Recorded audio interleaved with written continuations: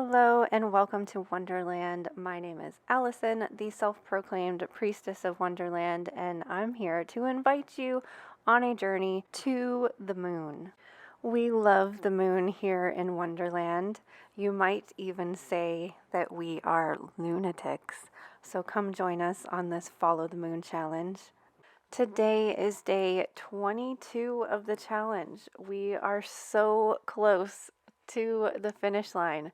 If you have been watching these videos every day, congratulations. You have totally followed the moon, almost followed the moon for an entire cycle. Like, that is incredible. Like, when was the last time you did something for 22 days in a row?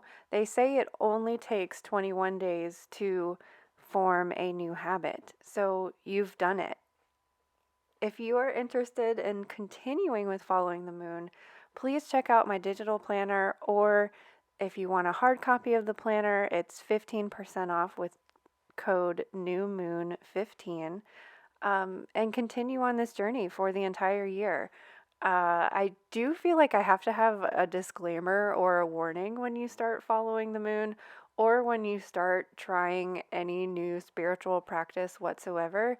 There's kind of no turning back.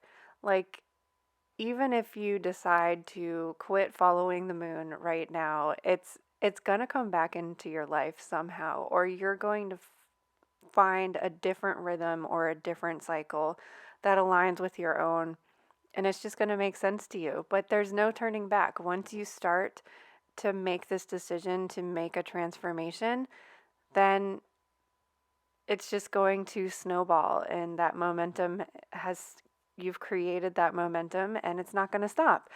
And that is the same way with shadow work. And I want to talk about shadow work today because we are heading into the spooky time of year, or spooky time of the moon cycle, with Scorpio. At 11:41 a.m. on Saturday, February 11th, the moon starts to transition. So we enter void of course at 11:41 a.m. So we're leaving Libra and transitioning for a couple of hours, and then at 1:35 p.m. today we move into Scorpio. So Scorpio is a water sign, and we've already experienced the other two water signs so far this moon cycle. We experienced Pisces right after the new moon, and then we also experienced Cancer. So Scorpio is the last water sign for this moon cycle. Scorpio season is from October 23rd through November 21st. And what holiday do we have right in the middle of those dates? Halloween. This time of year is also smack dab in the middle of fall. There's no doubt about Scorpio. Scorpio energy is fall energy. It is the last harvest of the year. The plants and the harvest are dying, and the energy is going inward and underground. The plants send all of their energy into their roots to prepare for winter. Because all of that energy is pushed underground, we're not seeing those vibrant, beautiful colors of transformation and balance that Libra creates. What we see on the surface is dull or lacking color, but that is because the magic is happening within and underground. It's still there, you just can't see it. So water energy helps us to tap into those emotions that might be below the surface, that's literally underwater or underground.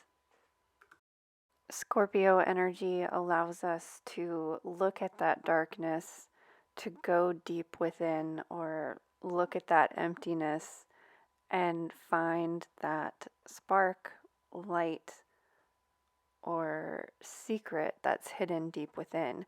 That's why we associate the keyword magnetize to Scorpio, because just like a magnet, Scorpio energy and darkness in general has that draw to it. We're curious and we want to explore it. Society teaches us to stuff things down, to hide the parts of ourselves that might not be that beautiful to look at. But just like this image here of the ocean at night, if we allow ourselves to explore that darkness, we're going to see that there is this light there. There is this illumination.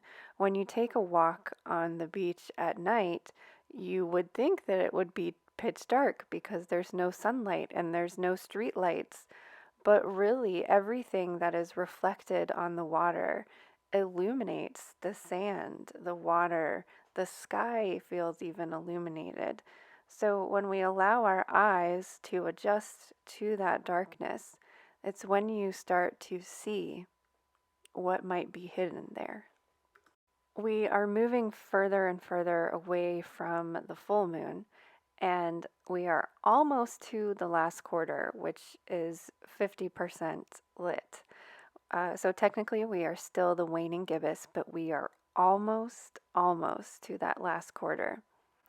So as the light and energy decreases, having this Scorpio energy, which is technically the waning crescent time of year, might add a little bit more darkness, a little bit more subconscious energy to the waning gibbous moon. Keep this in mind as we are transitioning into Scorpio, that water energy is emotional.